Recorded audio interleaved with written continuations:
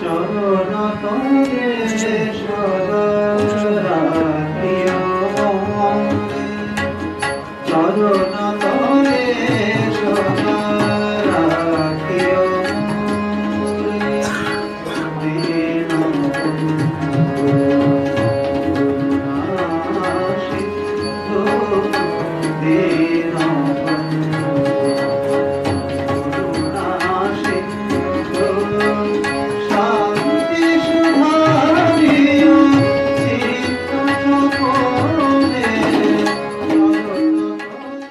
स्थापकाय च धर्मस्य सर्वधर्मस्वरूपिणे अवतार वरिष्ठाय रामकृष्णाय ते नमः।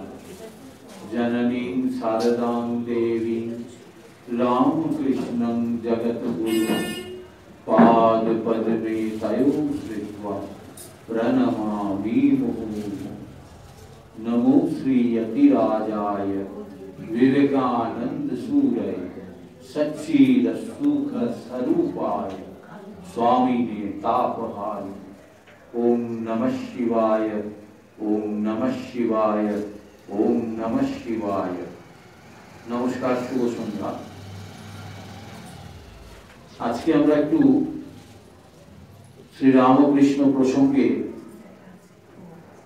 গুরু ও ইষ্ট এক এবং অভেদ এই নিয়ে একটু আলোচনা করব। এখন গুরু আর ইষ্ট আমরা মাঝে মাঝে গুলিয়ে ফেলি। যিনি মন্ত্র দেন কানে, মন্ত্র গুরু তাকে আমরা বলি। আবার মনে মনে ভাবি যে ভগবান হচ্ছেন ইষ্ট, তাহলে গুরু আর ইষ্টর মধ্যে কি কোনো তফাৎ আছে? এটা আমাদের বিষয়ী মন সবসময় বিচার করে। এই প্রসঙ্গে আমার জীবনে একটা দারুণ অভিজ্ঞতা হয়েছিল। সেটা রামকৃষ্ণ মঠ মিশনের দ্বাদশ অধ্যক্ষ পরম পূজ্যপাদ শ্রীমৎ স্বামী ভূতেশানন্দজির কাছে একবার আমি একটি আলোচনা সভায় ছিলাম। তো সেখানে উনি বলছেন, মানে ঘরোয়া আলোচনার মধ্যে তিনি বলছেন, খুব সুন্দর একটা উপমা দিলেন। তো আমি তো আধুনিকভাবে বুঝতে চাইতাম। মহারাজকে আমি বলেছিলাম যে এই জিনিসটা যদি একটু ভালো করে ক্লিয়ার করে দেন তাহলে খুব ভালো। তো মহারাজ এসে বললেন, তোমাকে তোমার মতো করে আমি বললাম। বলছে, তোমরা তো সাংবাদিকতা করো, তোমরা বাজারের অনেক কিছু দেখো, তো বড় কোম্পানির ডিলার দেখেছো? কি সুন্দর বললেন। বলছে, দেখো তুমি যদি উত্তর কলকাতায় থাকো, ফিলিপসের ডিলারের কাছে যাবে, ফিলিপসের যাবতীয় প্রোডাক্ট তুমি পাবে। আবার যদি তুমি দক্ষিণ কলকাতায় ফিলিপসের ডিলারের কাছে যাও, ফিলিপসের যাবতীয় প্রোডাক্ট সেখানেও পাবে। কিন্তু মূল কোম্পানির একটা হেড অফিস আছে। বলছে ভগবান বা ইষ্ট হচ্ছে head office, we are the distributor. কি মজার কথা বললেন। আমি বললাম, সে কি? বলছে, হ্যাঁ, আমরাও তো সেই হেড অফিসের অঙ্গ। এইভাবে তোমাকে বুঝতে হবে যে যিনি তোমাকে মন্ত্র দেন তিনি ঈশ্বরের সঙ্গে হাত ধরে আলাপ করিয়ে দেন। অর্থাৎ যিনি আলাপ করিয়ে দিচ্ছেন তিনি ঈশ্বরেরই অংশ, এটা বুঝতে হবে। জাগতিক দৃষ্টিভঙ্গি দিয়ে আমরা হয়তো তাকে আলাদা শরীরে দেখছি, কিন্তু গুরু আর ইষ্ট এক এবং অভেদ। অর্থাৎ ভগবান শ্রীরামকৃষ্ণের প্রতিনিধি হলেন মন্ত্র গুরু। তাই একটা জায়গায় খুব সুন্দর বলা হয়েছে যে মন্ত্র গুরু, মানুষ গুরু যাকে আমরা ভাবি, মানুষ গুরু মন্ত্র দেন কানে। সেই মন্ত্রটা যখন কান দিয়ে প্রবেশ করে প্রাণে পৌঁছায়, তখন দেখবেন ইষ্ট নামটা আপনার ভেতরে মন্ত্রিত হতে থাকে। তাই পরবর্তী লাইনে বলা হচ্ছে, ইষ্টগুরু মন্ত্র দেন প্রাণে, মানুষ গুরু মন্ত্র দেন কানে, ইষ্টগুরু মন্ত্র দেন প্রাণে। এই যে মজার কথা, কানে আপনাকে মন্ত্র দিল। যেমন ধরুন এটা বুঝতে খুব একটা কঠিন নয়। আমি যদি একটা খারাপ সংবাদ শুনি, কান দিয়ে তো শুনছি, পঞ্চ ইন্দ্রিয়র একটি অন্যতম ইন্দ্রিয় শ্রবণেন্দ্রিয়, আমি সেখানে যদি একটা খারাপ কথা শুনি আমার রিপারকেশনটা খারাপ হবে। আমি যদি একটা ভালো আনন্দ সংবাদ শুনি আমার রিপারকেশনটা আরো ভালো হবে, আনন্দময় একটা প্রকাশ আমার শরীরে মুখে সব দিক জায়গা থেকে প্রকাশিত হবে, খুব আনন্দ হয়েছে, এরকম একটা ব্যাপার। ভগবানের মন্ত্র, ইষ্ট মন্ত্র যিনি দিচ্ছেন তো আমাদের কানে, সেই মন্ত্রটা শ্রবণ করার পর অটোমেটিক্যালি আমাদের যে আত্মা সেটা জাগরিত হয় এবং সেটাকে বলা হয় প্রাথমিকভাবে 108 বার জপ করতে হয়। সেই জপ করলে সেটা আস্তে আস্তে আস্তে আস্তে, মানুষ তো অভ্যাসের দাস, যে কোনো জিনিসকেই অভ্যাস করতে হয়।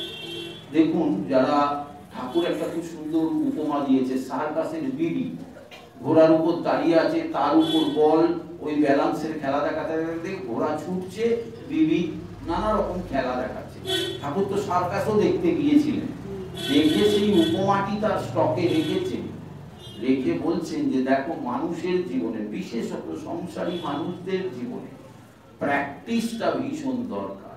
এই প্র্যাকটিস সম্বন্ধে মা আর একটি কথা বলেছেন, জপাত সিদ্ধি, জপাত সিদ্ধি, জপাত সিদ্ধি। আর আমরা যখন মডার্ন ম্যানেজমেন্ট নিয়ে পড়াশোনা করি বা ম্যানেজমেন্ট নিয়ে আলোচনা করি, ম্যানেজমেন্টের একটা অত্যন্ত জনপ্রিয় কথা আছে, if you get a good result, যদি আপনি ভালো কোনো কিছুর ফল পেতে চান, প্র্যাকটিস প্র্যাকটিস প্র্যাকটিস, আপনাকে অভ্যাস করতে হবে, অভ্যাস করতে হবে, অভ্যাস করতে হবে। ভালো জিনিস পেতে গেলে আপনাকে অভ্যাস করতে হবে।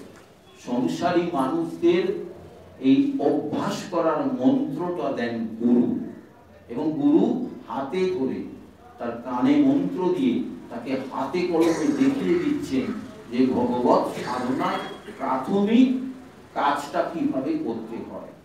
আমরা অনেকেই হয়তো এইটা শিখে যাওয়ার পর প্রত্যেকেই আমরা সেইভাবে নিজের মতো করে, একান্ত নিজের মতো করে আমরা ভগবানকে ডাকছি। গুরু সাহায্য করেন শিষ্যকে ঈশ্বরের সঙ্গে একটি সম্পর্ক স্থাপন করার জন্য। এইখানে আমাদের মানুষ গুরু আর ইষ্ট গুরু একাকার হয়ে ওঠে। এর কারণ হচ্ছে যিনি হাতে ধরে, অর্থাৎ ধরুন আমি যদি আমার সম্বন্ধে বলতে যাই, অর্থাৎ গুরু কার সম্বন্ধে বলছেন? ঈশ্বরের সম্বন্ধে। ঈশ্বরকে তো আমি জাগতিক স্থূল চক্ষে সামনে দেখতে পাচ্ছি না, সামনে আমার কে রয়েছেন? গুরু রয়েছেন। গুরু হাতে ধরে আমাকে ঈশ্বরের বর্ণনা করছেন, ঈশ্বরের অনুধ্যান করাচ্ছেন, ঈশ্বর সম্বন্ধে ভাবতে সাহায্য করাচ্ছেন এবং আমাকে জপ করাচ্ছেন। সেই জপ করতে করতে করতে করতে সেই জপের যে নাদ মন্ত্র, সেই নাদ মন্ত্র মন্ত্রিত হতে হতে আপনার শরীরে শিহরণ জাগছে, আপনি শিহরিত হচ্ছেন, রোমাঞ্চিত হচ্ছেন, আস্তে আস্তে আপনার একটা অনুভূতি জাগছে। এই যে গুরুরা আসেন মানুষের জীবনে, এসে একটা সন্ধান দেন। ভগবান শ্রী রামকৃষ্ণ বলছেন মানুষের জীবনের এক এবং একমাত্র উদ্দেশ্য হচ্ছে ঈশ্বর সান্নিধ্য লাভ করা। ব্রহ্মানন্দজি আমাদের এই রামকৃষ্ণ মঠ মিশনের প্রথম অধ্যক্ষ ব্রহ্মানন্দজি নয়, মহারাষ্ট্রের একজন সাধক ছিলেন, তার অনেক লেখা ভজন আছে।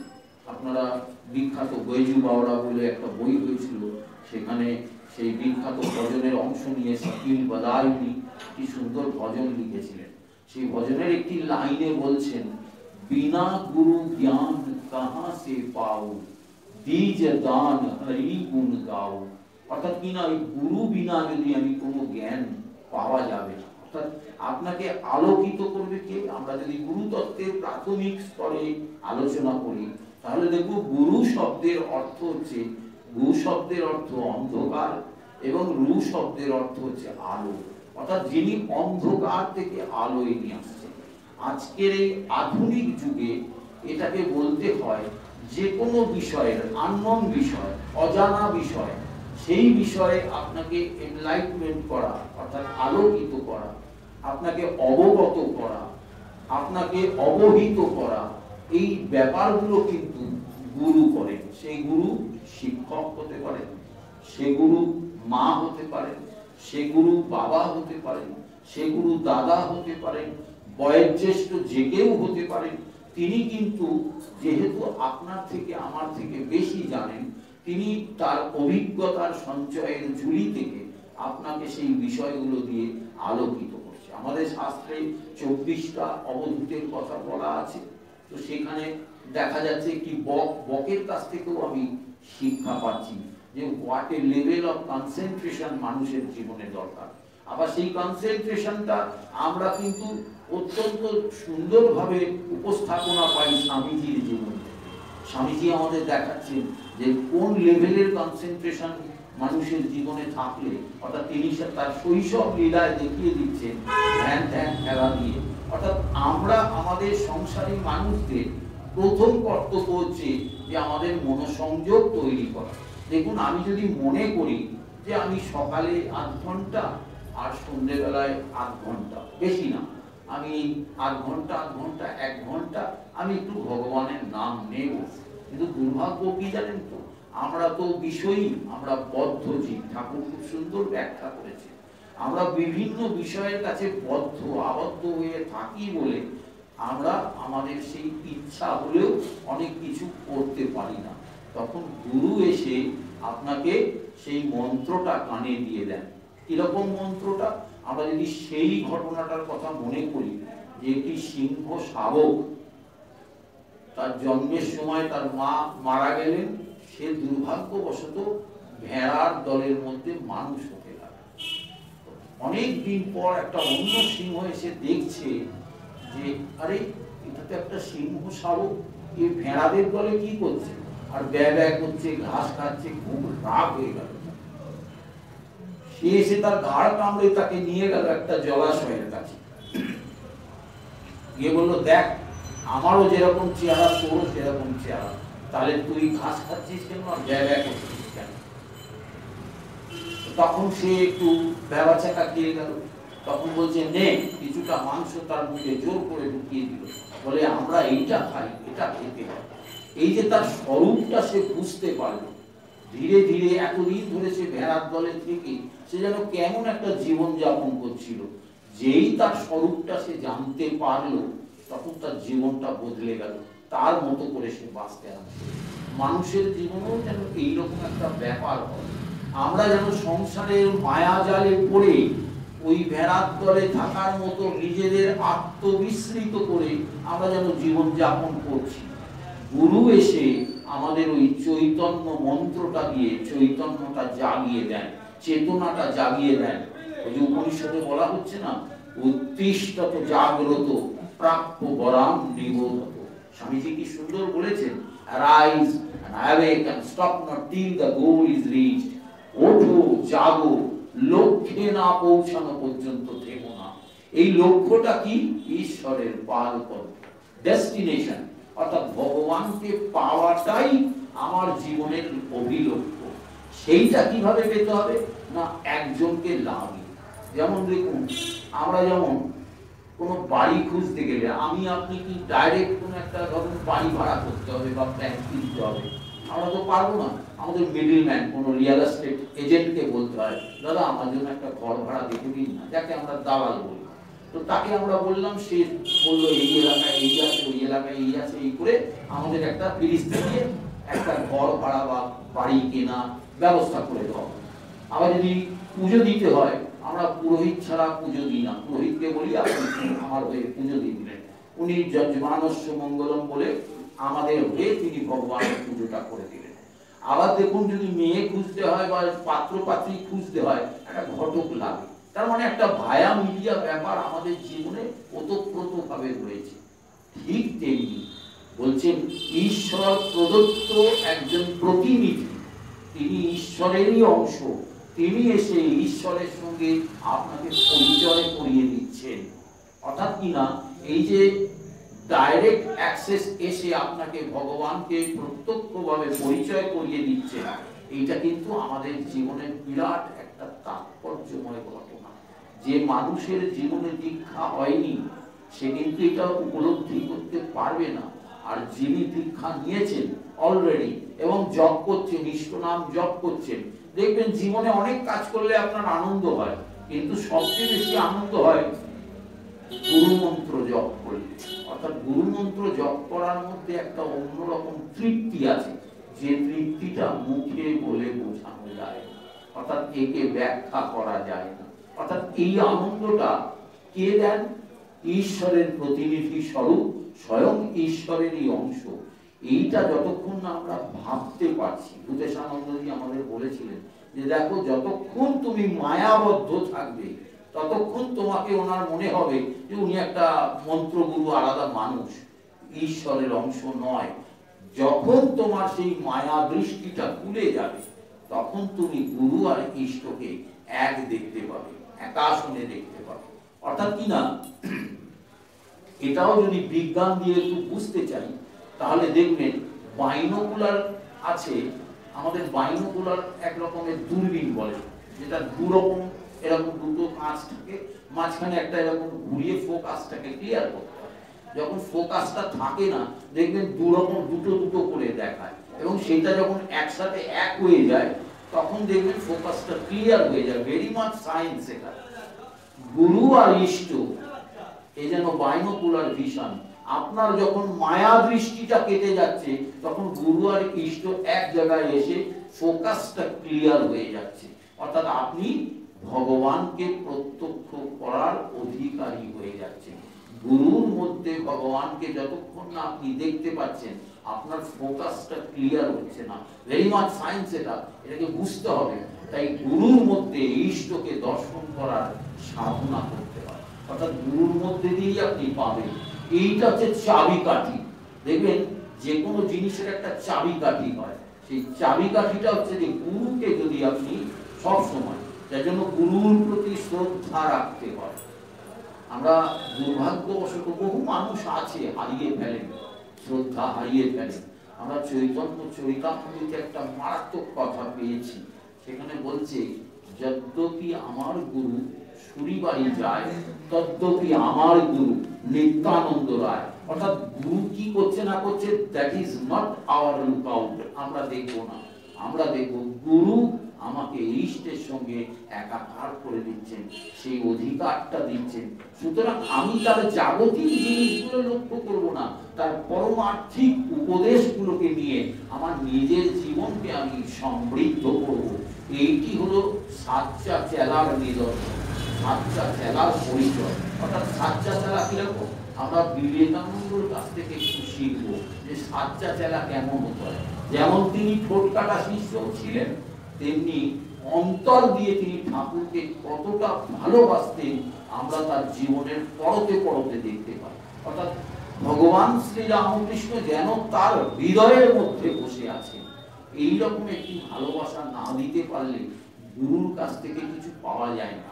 আমি আমার খুব ছোটখাটো স্থূল বুদ্ধি দিয়ে একটা জিনিস বোঝাতে পারি যে আমি আমার স্কুল লাইফে, কলেজ লাইফে যেসব মাস্টারমশাইদের কাছ থেকে, তাদের কাছে আমি খুব প্রিয় ছিলাম, তারা আমাকে ভীষণ স্নেহ করত এবং আমিও তাদের অত্যন্ত অন্তর দিয়ে শ্রদ্ধা করতাম। এই যে গুরু শিষ্যের সম্পর্ক, তার ফল কি হয়েছিল, তারা মন প্রাণ দিয়ে আমাকে তাদের অধীত বিদ্যাটা ট্রান্সফার করে দিয়েছিলেন আমার মধ্যে, যার ফলস্বরূপ গুরুর কাছ থেকে ওই তথ্য বা বিদ্যা পেয়ে আমি বিদ্বান হয়েছি। এটা কিন্তু খুব জাগতিক প্রমাণ। অর্থাৎ আপনি ছোটবেলায় যেসব মাস্টারমশাই বা শিক্ষকরা আপনাদের শেখাচ্ছেন, দেখবেন তাদের সঙ্গে একটা অদ্ভুত সম্পর্ক, যার ফলস্বরূপ আমার জীবনে আমি দেখেছি, অনেকের জীবনেও এটা হয় যে বহু পরে বড় হয়ে গিয়েছি, সিনিয়র হয়ে গিয়েছি, রাস্তায় বয়স্ক মানুষটা তখন অনেক বৃদ্ধ হয়ে গেছেন, মাস্টারমশাইকে দেখেছি গাড়ি করে হয়তো যাচ্ছি, গ্যাচ করে গাড়িটা দাঁড় করিয়ে দৌড়ে গিয়ে মাস্টারমশাইয়ের পায়ে হাত দিয়ে প্রণাম করে, মাস্টারমশাই কেমন আছে, কোথায় যাচ্ছেন আপনি, কোন দিকে যাবেন বলে তাকে তুলে এনে তার গন্তব্যে পৌঁছে দেওয়া। এই যে শ্রদ্ধা নিদর্শন, গুরুর প্রতি শিষ্যের যে একটা শ্রদ্ধা নিদর্শন থাকতে হবে, অর্থাৎ থাকতে হয়, সেটা না হলে কিন্তু গুরুর কাছ থেকে ইষ্ট লাভ। ইষ্ট বলতে আমরা যদি ভগবানকে প্রত্যক্ষভাবে বুঝি, ওটা মাথায় রেখেও বলবো, ইষ্ট মানে হচ্ছে আপনার অভীষ্ট। অভীষ্ট মানে অভীষ্ট ইষ্ট, অর্থাৎ এই যে অভীষ্ট মানে হচ্ছে আপনার ঈপ্সিত বস্তু, যেটা আপনি শিখতে চাইছেন। ধরুন একটা ম্যাজিশিয়ান, সে ম্যাজিক শেখাচ্ছে ছাত্রকে, সেই ম্যাজিশিয়ানের কাছ থেকে সমস্ত বিদ্যাটা ভালো করে শিখে নিতে হবে। পিসি সরকারের লাইফের ঘটনা আমি কিছুটা জানি, যেহেতু প্রদীপটার সঙ্গে আমার খুব ভালো সম্পর্ক। উনি গল্প বলতেন, ওনার বাবা ম্যাজিক দেখাতেন, ওনাকে শেখাতেন না। একলব্যের মতো উইংসের আড়ালে দাঁড়িয়ে দাঁড়িয়ে বাবার দেখানো ম্যাজিক গুলো তিনি শিখে শিখে রেখে দিয়েছিলেন। ফল কি হয়েছিল জানেন? আচমকা যেমন সিনিয়র পিসি সরকার মারা গেলেন, তখন জুনিয়র পিসি সরকার কিন্তু ওই বাবার ঘামে ভেজা কোটটা পরে আর মুকুটটা পরে তার অসমাপ্ত কাজটা ধরতে পেরেছিল। এই যে গুরুর কাছ থেকে শিখে নেওয়া, এটা তো আমরা জাগতিক জীবনে হাতের কাছে একটা প্রমাণ দেখলাম। যদি মহাভারতে আমরা ঢুকি তাহলে দেখবো একলব্যর কাহিনী। অর্থাৎ তিনি গুরুকে না পেয়েও কিন্তু গুরুকে স্মরণ করে তার সমস্ত অধীত বিদ্যা নিয়ে আসতে পারেন। এটা কিন্তু সায়েন্টিফিক ভাবে প্রমাণিত। এর অর্থ হচ্ছে যে আপনাকে অসম্ভব শ্রদ্ধালু হতে হবে। অর্থাৎ গুরুর প্রতি যদি শ্রদ্ধা আমরা হারিয়ে ফেলি, গুরুর প্রতি যদি শ্রদ্ধাটা না রাখতে পারি, তাহলে গুরুর কাছ থেকে যে শক্তিটা, ওই যে শ্রীরামকৃষ্ণ যখন নরেন্দ্রনাথকে বলল তোর এখনো অবিশ্বাস, তার মধ্যে অবিশ্বাস ছিল। তা ঠাকুর কি করলেন? ঠাকুর দেখলেন আমার হাতে তো সময় নেই, তখন তিনি কি করলেন? রেডিমেড একটা ব্যবস্থা তৈরি করলেন, নরেন্দ্রনাথের বক্ষস্থল স্পর্শ করলেন। আপনারা বিবেকানন্দের বাণী রচনা যদি কখনো পড়েন, দেখবেন স্বামীজি নিজের হাতে লিখছেন, বলছেন একটা চিরচির করে বিদ্যুৎ তরঙ্গের মতো আমার শরীরের মধ্যে দিয়ে প্রবাহিত হতে লাগলো, আমি সম্বিত হারিয়ে ফেললো। অর্থাৎ বিবেকানন্দ কোথায় রয়েছে? এ তো যখনই ঠাকুর তাকে স্পর্শ করেছে তখনই তিনি সম্বিত হারিয়েছেন। একবার তো কোকিয়েই উঠলেন, এ কি করলে আমার যে মা আছে বাপ আছে।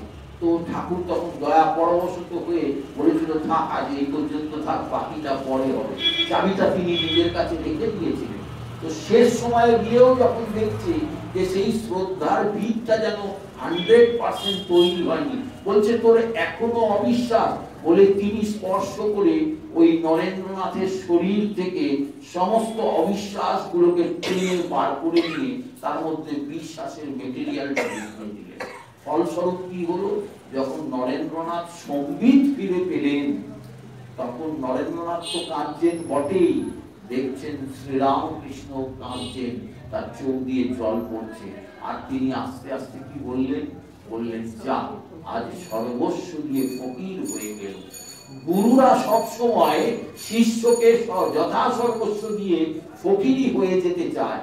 কারণ গুরু পরম্পরার নিয়ম হচ্ছে যে গুরু তার শিষ্যের মধ্যে দিয়েই তার সমস্ত কাজটাকে এগিয়ে নিয়ে যায়। জাগতিক জীবনে একটি মানুষ তো আর হাজার হাজার বছর ধরে বেঁচে থাকতে পারে না। রক্ত মাংসের মানুষ যখন জন্মগ্রহণ করে, প্রকৃতির নিয়মে জন্মালে তাকে মৃত্যুকে পড়তেই হবে, মরণ তার হবেই। সুতরাং জাগতিক জীবনে স্থূল শরীরের মৃত্যু হলেও সূক্ষ্ম শরীরে গুরুরা কি করেন? শিষ্যের মধ্যে দিয়ে সেই কাজ আমরা দেখতে পাই যে টেনে নিয়ে চলে যান। আজকে হাজার হাজার বছর ধরে ভগবান শ্রীরামকৃষ্ণ তার সূক্ষ্ম শরীরে সন্ন্যাসী সন্তান, গৃহী সন্তান, সকল ভক্তজনের ভেতর দিয়ে তিনি তার ভাব কিন্তু জগতে তরঙ্গায়িত করে চলেছেন। এর কোনোদিন শেষ হবে না। অর্থাৎ ঈশ্বরীয় শক্তির কখনো বিনাশ হয় না, সেটা যত দিন যায় আস্তে আস্তে সেটা বাড়তে থাকে। কিরকম জানেন তো? একটা জাহাজ, ঠাকুর তো সবকিছুই উপমা দিয়ে দিয়ে আমাদের শেখাতেন। তো ঠাকুর বলছেন তুমি নদীর ধারে বসে আছো, বেশ পাটা জলের মধ্যে দিয়ে খেলছো, বেশ ভালো লাগছে, হঠাৎ একটা জাহাজ চলে গেল, তুমি টেরটাও পেলে না। তারপরে কিছুক্ষণ বাদেই বিশাল একটা ঢেউ এসে খপাত খপাত করে তোমাকে ভিজিয়ে দিয়ে চলে গেল। আমাদের জীবনেও যখন মানে আমরা যেন এরকম দেখতে পাই যে মহাপুরুষরা যখন এই সমাজে আসেন, আমরা প্রথমটায় টের পাই না।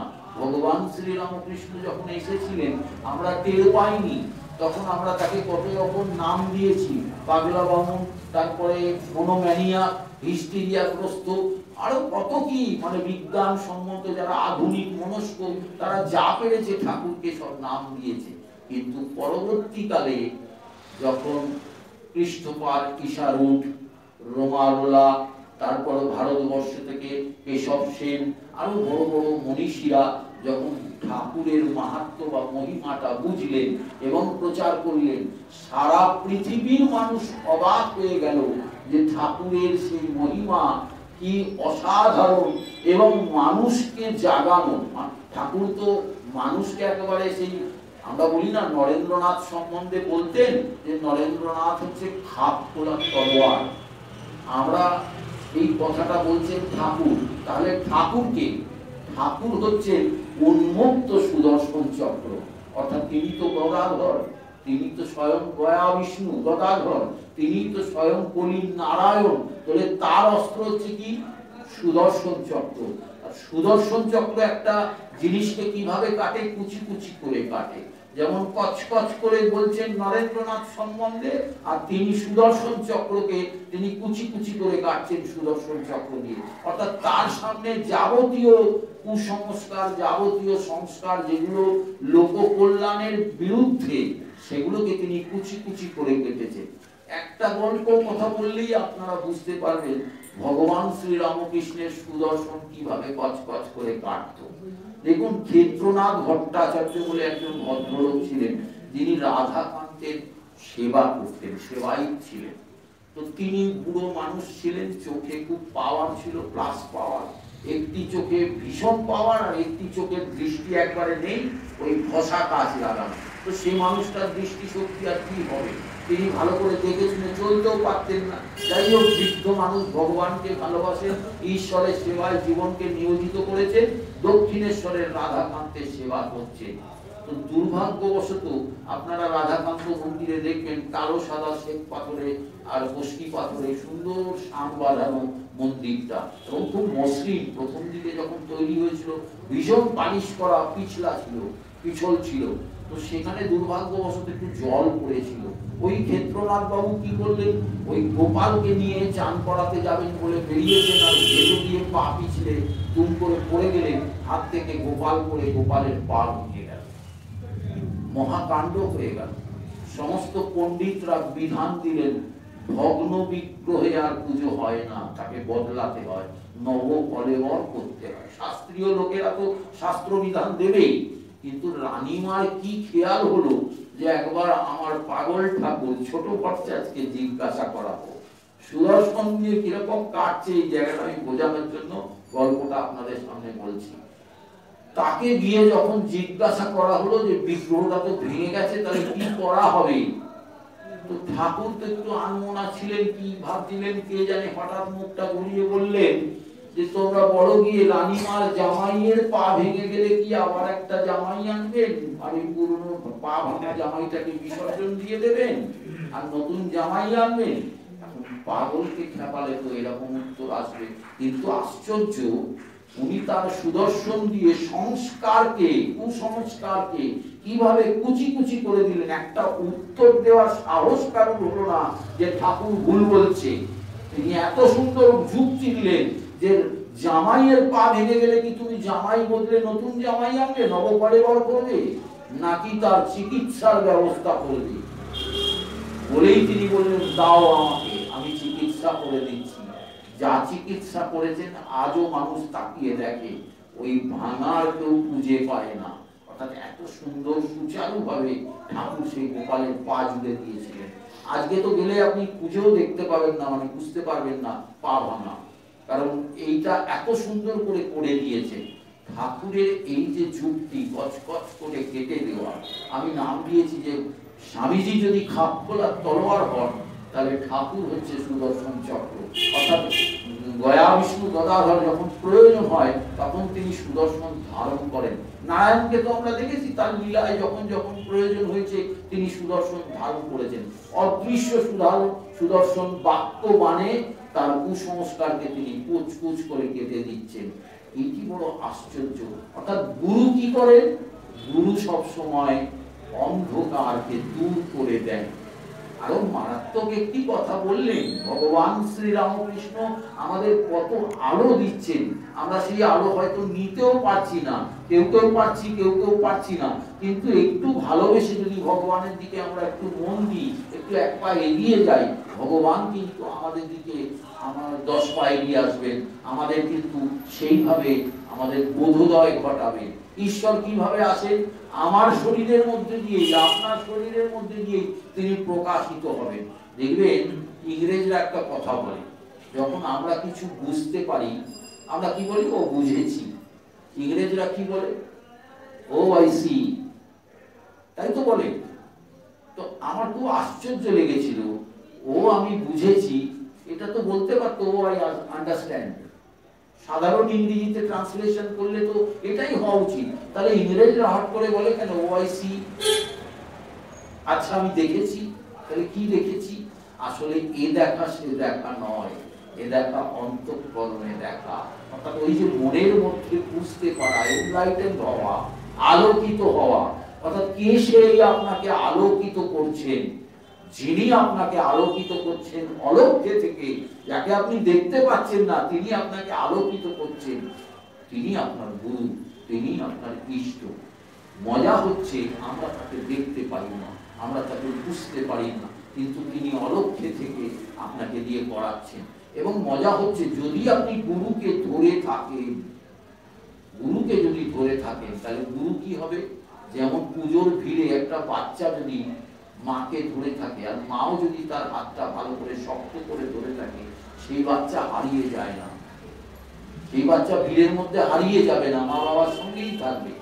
আর কোলে তুলে নিলে তো কোনো কথাই নেই, হারানোর কোনো চান্সই নেই।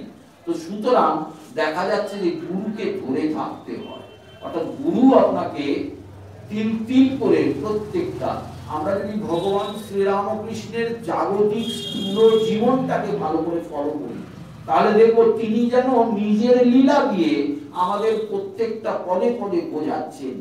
যেমন ঠাকুর যখন কোনো প্রয়োজন হতো, তার জীবনে কোনো প্রশ্ন দেখা দিল, তিনি সবার আগে কার কাছে যেতেন? মা ভবতারিণীর কাছে যেতেন। ভক্তরা তাকে সব ঠেলে মেলে বলেছে, তুমি তো অবতার, তোমার গলায় ঘা হয়েছে, তুমি একটু মাকে গিয়ে বলো না, তুমি বললেই তো সব সেরে যায়। ভক্তদের আবদার, ভক্তরা তো চাইবে ঠাকুর সুস্থ থাকুক, এ তো আমাদের অন্তরের কাতর প্রার্থনা।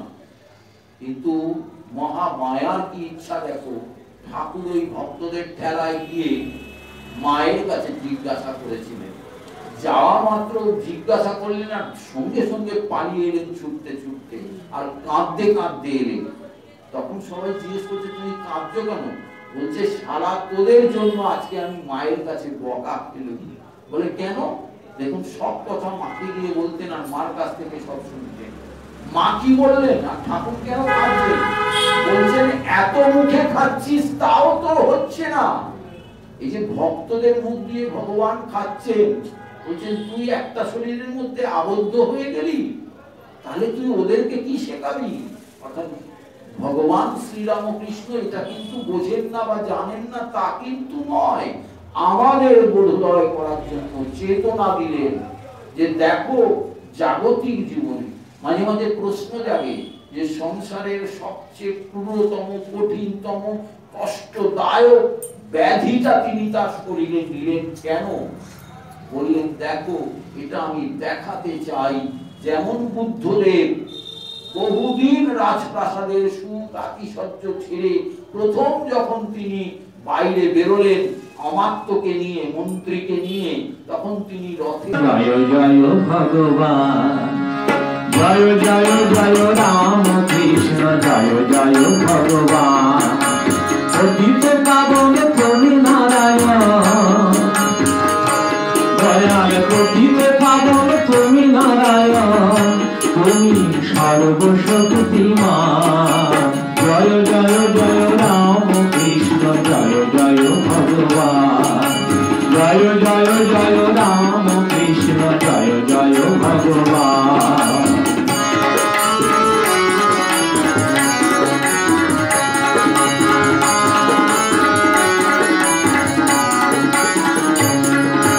ত্রেতা যুগে রাম ধনুক ধারী, আপনি